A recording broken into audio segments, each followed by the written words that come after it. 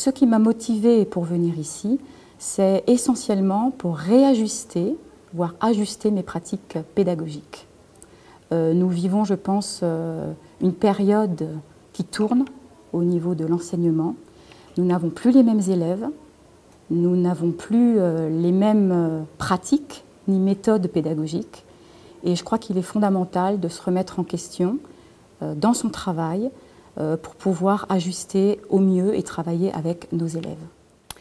À l'origine de mon inscription, c'était l'expérience professionnelle que j'ai eue avec notamment des élèves à haut potentiel que j'ai eu assez nombreux dans mes cours en classe bilingue. Et personnellement, je me suis d'abord intéressée à la question quelle est la particularité de ces élèves et comment les faire réussir dans leur scolarité. Et j'ai aussi des élèves hyperactifs, j'ai des élèves dyslexiques. Et malgré que j'ai fait un peu des recherches personnelles à ce sujet, je me sens quand même un peu démunie. Vite, je vois mes limites et j'avais envie de trouver des outils concrets à mettre en place pour faire progresser ces élèves. Et aussi, parfois dans l'équipe, on n'a pas forcément la communication, la compréhension qu'on aimerait avoir. Et ici, je me suis dit, il y a d'autres personnes qui sont dans la même démarche et qu'on pouvait s'échanger sur nos pratiques et faire évoluer, se mettre en question. Pour moi, la formation, c'est aussi se mettre en question. Ce qui m'amène ici, c'est un petit peu, ce sont des questions, quelque part, que je me pose, que je commence même à me poser de plus en plus, puisque je rentre sur ma 10e année d'ancienneté. Et je crois que ce que j'attends, c'est sans doute des réponses, mais également d'autres questions, quelque part. Peut-être pour aller un peu plus loin, pour essayer vraiment de m'affranchir des limites structurelles de l'éducation, de la structure école, pour pouvoir accompagner au mieux les élèves qui en ont besoin, et parfois même les autres, même les élèves qui sont entre guillemets dans la norme, ont aussi besoin d'attention particulière. Et n'oublier personne dans tout le groupe, c'est pas toujours facile. C'est l'envie qui était là depuis quelques années. Un chef d'établissement qui est parti à la retraite, qui lui-même a suivi cette formation ASH, qui était revenu vraiment enchanté, ravi et nourri, enrichi, qui avait envie de partager. Et donc depuis quelques années, j'en avais très envie. Mais étant maîtresse de CP, j'avais très peur de partir et d'être dans le lâcher-prise, de laisser ma classe pour aller m'enrichir à mon tour. Il se trouve qu'ayant dans notre école un poste à mi-temps ASH, forcément les personnes qui sont à ce poste-là sont toujours soucieuses d'apporter des éléments, des pistes très très riches. Et donc ces personnes-là, au gré de nos conversations et de nos échanges, m'ont contaminée. Et donc je me suis dit cette année qu'il fallait absolument que je sois là. Quand je me suis retrouvée dans ce poste-là, je me suis dit je ne peux pas rester avec des savoirs fragiles sur la difficulté des enfants, les différents troubles d'apprentissage que peut connaître un enfant. Je me suis retrouvée dans une classe où il y avait des boîtes de jeux syllabicaux, structuraux, etc., qui ne me parlaient pas, des sigles que je devais connaître. Je me suis confrontée aussi à toute la partie administrative et travailler avec des partenaires, orthophonistes, pédopsychiatres, etc. C'était assez nouveau pour moi, puisque avant, ça ne se passait pas comme ça, c'était l'établissement qui s'en occupait. Voilà, donc j'ai dit, là, j'ai beaucoup de choses à apprendre, et surtout être efficace au maximum avec les enfants que je reçois. Je travaille régulièrement avec une enseignante spécialisée, RA, donc maître E, et c'est à travers son travail que je me suis dit que je serais peut-être prête actuellement à passer ce cap. Et il y a autre chose qui m'a motivée, c'est grâce aux APC. Lors des APC, j'ai vu que vraiment c'était un moment presque magique pour moi, où je pouvais travailler avec un petit groupe et j'adore décortiquer chaque apprentissage, rechercher leurs difficultés, inventer, créer des jeux, des situations où je vais pouvoir vraiment passer cet obstacle qui les tenaille. Et c'est comme ça que j'ai décidé de venir ici, au palier 1, donc pour devenir RA. Palier 1, c'est justement de pouvoir répondre au mieux à tous mes élèves, puisque je me rends compte au fur et à mesure de ma pratique que beaucoup d'enfants ont du mal, ont des difficultés, qui peuvent venir de diverses raisons. Et je me rends compte qu'il y a un besoin réel pour eux d'adapter les choses. Mais adapter comment ? Avec quels outils ? En passant par quelle méthode ? Là, moi, j'ai besoin d'être guidée dans ma pratique. Alors certes, j'ai déjà fait des formations sur les enfants à haut potentiel intellectuel notamment, sur les enfants dyslexiques, mais j'ai encore besoin de nouvelles pistes parce que les choses avancent, les outils avancent. Et donc on a besoin d'être guidé, tout simplement pour que l'enfant s'épanouisse, apprenne mieux et soit heureux, voilà, d'apprendre, ne soit pas dans une posture négative et d'affrontement. Donc moi j'ai besoin d'être aidée dans ma pratique. Donc comment faire ? Pourquoi ? Pourquoi telle manière et pas telle autre ? Quels sont les moyens que j'ai à ma disposition dans ma classe et puis dans l'équipe pédagogique aussi, pouvoir après étendre toutes ces méthodes à tout le monde, essayer de faire avancer tout le monde sur ces points-là. C'est important parce qu'on a affaire à des enfants, à des êtres humains qui ont besoin d'être entendus et d'être respectés dans ce qu'ils sont, dans leurs capacités et dans leur façon de pouvoir réfléchir et travailler. Ça vient d'une difficulté face à un élève, parce que je me suis rendu compte face à un élève qui était dyspraxique, que parfois lorsque l'on mettait des aides simples en place, ça a changé la vie d'un élève. Et ça, plus l'accompagnement que pouvait m'apporter un enseignant spécialisé, je me suis dit que quelques outils spécifiques simples à mettre en place permettraient de travailler plus spécialement avec des élèves à besoins particuliers et de les aider à s'épanouir plus simplement, sans que ça nous demande un temps très important. Au moment de mon embauche à l'institution Sainte-Marie, lorsque j'ai choisi d'enseigner en SECPA, il était convenu que je m'inscrive dans cette formation pour perfectionner ma pédagogie face à des élèves en difficulté. La principale donc, de mon établissement a proposé à l'ensemble de l'équipe et elle souhaitait que 2 enseignants puissent être référents. Elle pensait que c'était une formation essentielle dans notre type d'établissement, donc lycée professionnel. Je suis sensibilisée déjà au niveau personnel puisque j'ai un petit garçon de 10 ans qui est dyspraxique et qui est en classe de CM2. Du coup, en tant qu'enseignante, ça me donne envie de faire attention aux élèves qui sont dans cette même situation de difficulté, qu'ils soient 10 ou dans une autre situation de handicap.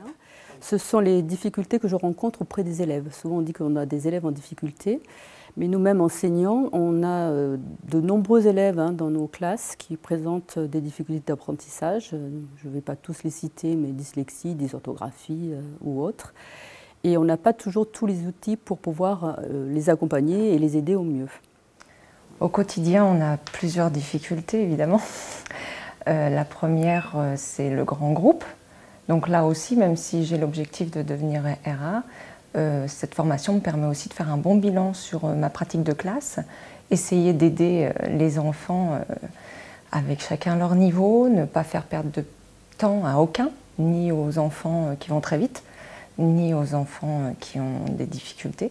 Nous avons des élèves qui viennent de tous horizons, de partout, très différents, des milieux socio-culturels extrêmement divers.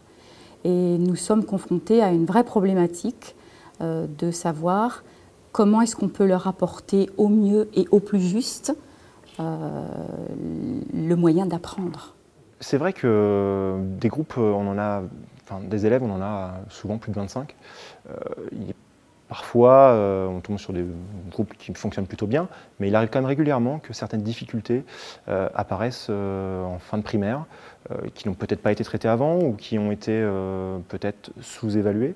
Et dans ces cas-là, il faut une attention particulière avant le collège. Et ma foi, avec 25, 26, 27, 28, 29, parfois 30 élèves, c'est pas toujours évident à la fois de repérer ces difficultés et de les accompagner au mieux. Donc c'est vraiment à la fois une question de repérage, mais aussi une question voilà, qu'est-ce que je mets en œuvre pour essayer vraiment d'aider au mieux l'élève. Les difficultés, ça peut être des difficultés d'ordre en mathématiques, en français, ça peut aussi parfois être des difficultés au niveau du comportement. Et donc il faut être à même de pouvoir y répondre sans avoir vite le réflexe de notre propre expérience scolaire qui date, mine de rien, commence à dater de quelques années, et qui malgré tout dans un coin de la tête, qui a tendance à nous mettre pas toujours dans le bon chemin. Donc il faut vraiment se questionner et ne jamais lâcher. Il y a des phases de découragement, mais ne pas se laisser aller. Bon, c'est vrai qu'il existe des situations un peu particulières auxquelles on est confronté au quotidien dans nos classes. Je ne me sens pas particulièrement démunie face à ces situations, mais c'est vrai qu'on attend parfois des petits trucs, des petites astuces qui pourraient nous aider à mieux gérer certaines situations, d'autant plus qu'on n'est pas les premiers, donc il faut profiter aussi des expériences des autres et des gens qui ont réfléchi pour nous, avant nous, donc autant partager tout ça. C'est dans le diagnostic un petit peu et le repérage de la difficulté. L'observation de l'enfant, voilà, en quoi il dysfonctionne, en quoi il risque de tomber si on ne l'aide pas. Voilà. Après, en situation de classe, face à l'élève, on arrive toujours déjà par le dialogue à avoir des informations très très importantes où il nous dit parfois qu'il ne sait rien faire, etc. Donc ça peut être un bon démarrage pour l'enseignant de trouver des moyens. Donc on tâtonne au départ, on a des premières séances avec les élèves où c'est du dialogue, explique-moi ce que tu n'arrives pas à faire, pourquoi tu dis que tu n'y arrives pas, comment tu t'y es pris, etc. Et puis après, on utilise peu à peu du matériel adapté qu'on construit pour l'enfant, etc. Puis il y a aussi l'échange avec l'enseignante de la classe et les autres enseignantes qui connaissent l'enfant, qui nous apportent beaucoup. Voilà. Comment aider ces élèves personnellement tout en gérant le groupe classe? Surtout cette année, j'ai des classes à 30 élèves. Je ne suis pas habituée en allemand à avoir des grands groupes comme ça. Dans l'autre collège, j'ai des petits groupes, donc j'arrive quand même mieux à m'occuper de ces enfants, à leurs particularités. Mais je me rends compte cette année où j'ai à la fois des élèves dyslexiques et des élèves hyperactifs et des élèves IP, que je n'arrive pas du tout à prêter assez attention à la particularité de chacun et faire progresser la classe. Donc en fait, dès que je commence à m'occuper d'eux, d'autres s'ennuient. Et du coup, je me sens terriblement démunie, un peu en échec. Voilà. Alors le problème principal, c'est la mémoire, le manque d'attention, le décrochage. Quand on leur fait un programme particulier, quoi leur enseigner, puisque dans l'enseignement spécialisé, ils sont déjà quelque part déscolarisés. Donc c'est très difficile de bien cibler sur ce qui va être utile pour eux. D'accord, donc je me sens un petit peu démunie par rapport donc aux situations sociales des élèves. Qui les met du coup en difficulté scolaire? Voilà, que ce soit du fait qu'ils soient primo-arrivants, donc qu'ils viennent donc d'un pays où on ne parle pas bien le français, ou qu'ils aient des difficultés sociales, qu'ils viennent d'un quartier qui fait que c'est difficile pour eux de rentrer dans un système scolaire qui est quand même assez complexe, même si on n'en a pas toujours l'impression et si on n'en a pas toujours conscience. Ce sont les enfants avec des troubles d'apprentissage qui me remettre en question énormément, parce qu'ils n'ont pas la même façon de voir les choses et d'apprendre. Donc comment faire pour qu'ils apprennent le mieux, pour être le plus efficace possible, mais avec eux, que ce ne soit pas une souffrance. Donc la problématique, elle est là. Elle est comment aider l'enfant dyslexique, là où il en est, à avancer. L'enfant dyspraxique, quels sont les moyens, les outils dont on dispose pour pallier sa dyspraxie et faire en sorte de l'accompagner et qu'il avance lui aussi et qu'il devienne de plus en plus autonome. Donc voilà, ma recherche, elle est à ce niveau-là. Elle est au niveau des enfants à troubles d'apprentissage, des enfants hyperactifs aussi. Un enfant qui a du mal à se concentrer, comment l'aider à se recentrer sur la classe, à rester connecté comment je peux faire, ma posture, comment je dois être, pour simplement l'aider à être connecté en permanence. Voilà. Et donc, c'est répondre à un enfant qui est comme ci, un enfant qui est comme ça, et aider l'enfant aussi qui est très intelligent et qui a besoin lui aussi qu'on s'occupe de lui, à l'enfant qui fonctionne très bien mais qui a besoin d'être nourri, comment le nourrir? Donc c'est nourrir la diversité. Voilà, ma problématique elle est là. Comment nourrir tous ces profils d'enfants différents tout en respectant ce qu'ils sont et en les faisant progresser et avancer. Alors d'autres problématiques, c'est aussi des enfants en très grosse difficulté. L'année dernière, on a dû orienter une enfant en CLIS. On a dans notre établissement une classe CLIS. Et donc ça a pris du temps, il a fallu faire tous les tests, envoyer donc les parents au CERTA, etc. Et malgré un deuxième CP, cet enfant effectivement avait trop de troubles de la mémoire, essentiellement de la mémoire, mais en fait ça a atteint tous les dispositifs pour elle qui l'empêchent du coup d'avancer en français, en maths, en logique, en tout. Et du coup, ça m'a interpellée aussi sur comment les aider encore davantage. Est-ce qu'on aurait pu réussir à la faire avancer encore davantage en restant dans le cycle ordinaire, on va dire. Mais voilà, et en même temps, comme ça m'a ouvert aussi à cette classe CLIS. J'ai travaillé davantage avec ma collègue pour comprendre comment elle fonctionnait aussi et persuader les parents qu'elle serait en de bonnes mains et qu'elle pourrait avancer aussi dans cette classe. Concrètement, je viens chercher dans cette formation des pistes pour m'aider à mieux observer les élèves en difficulté pour ensuite mieux répondre aux besoins et les inclure dans un système scolaire qui pour eux n'est pas simple.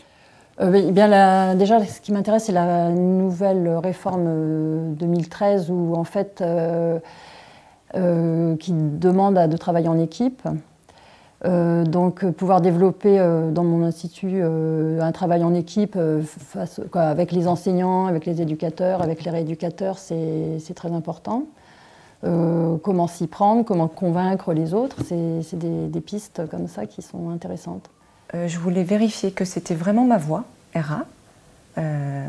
Est-ce que je ne me trompe pas? Est-ce que cette impression que j'ai eue pendant les séances avec les enfants, peut-être j'ai mal interprété. Ensuite, ça fait toujours du bien d'être en formation pour refaire un moment d'arrêt et réfléchir à où j'en suis dans ma pratique, qu'est-ce que j'ai réussi à mettre en œuvre et qu'est-ce que j'ai laissé sur le côté, sur le bas-côté. Et apprendre de nouvelles choses, bien sûr, toujours. Et peut-être savoir, ici, je pense qu'ils savent exactement où on en est, où on va. Et donc peut-être prendre un petit peu d'avance pour la suite. Donc je viens chercher des réponses à toutes les questions que je me pose, des outils aussi, voilà, des outils que je pourrais réutiliser avec mes élèves. Et puis surtout pouvoir les accompagner au mieux. Une envie d'y retourner un petit peu, de se dire on est dans un confort, enfin moi en particulier, une école, je vous dis, sans histoire, avec une équipe qui est très volontaire et voilà, qui, à mon sentiment, fait au mieux pour les élèves. Mais voilà, ce confort, au bout d'un moment, il devient inconfortable. Il faut donner un grand coup de pied là-dedans et se dire, bon, voilà, la classe, ça fait quelques années que tu l'as fait, tu connais bien ton niveau, il faut changer. Comment tu peux faire pour aller plus loin? Si jamais tu changeais d'école, tu arrivais dans une école avec des élèves qui ont des troubles beaucoup plus importants, comment ferais-tu? C'est la question qui m'a mené un peu ici en me disant, voilà, je ne peux pas être juste un enseignant lambda qui va passer à côté de ses élèves. Et voilà, je ne peux pas me permettre ça, je ne veux pas en tout cas. Et c'est vraiment ce qui m'amène ici. Surtout, ajuster ma pratique, comme je vous l'ai dit, et comment apprendre à motiver mes élèves, comment apprendre à apprendre mieux, et pas l'école d'il y a 50 ans. Parce que malheureusement, les enfants changent, la société change, mais je pense que nous ne changeons pas assez. Et on a beaucoup de réflexions à mener, c'est ce qu'on fait d'ailleurs, mais il faut mettre ça en pratique. Alors de cette formation, j'attends des outils clairs pour les élèves, je veux dire, mieux les comprendre, Là, en ce moment, on parle beaucoup de la notion de compétence. Donc, on se rend compte que parfois, on pense savoir, mais sur le terrain, ce n'est pas si clair que ça. Trouver des façons de faire avec des élèves qui font partie du réseau 10 ou qui ont des troubles de l'attention. Des mises en place particulières concrètes.